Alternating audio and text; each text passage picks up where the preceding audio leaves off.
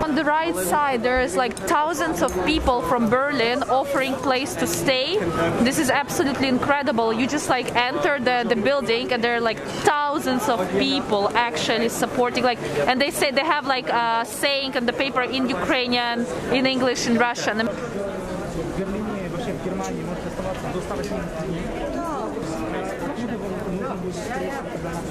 Вы добрались, уже все хорошо. Да, это точно. Да, не. Да, давай.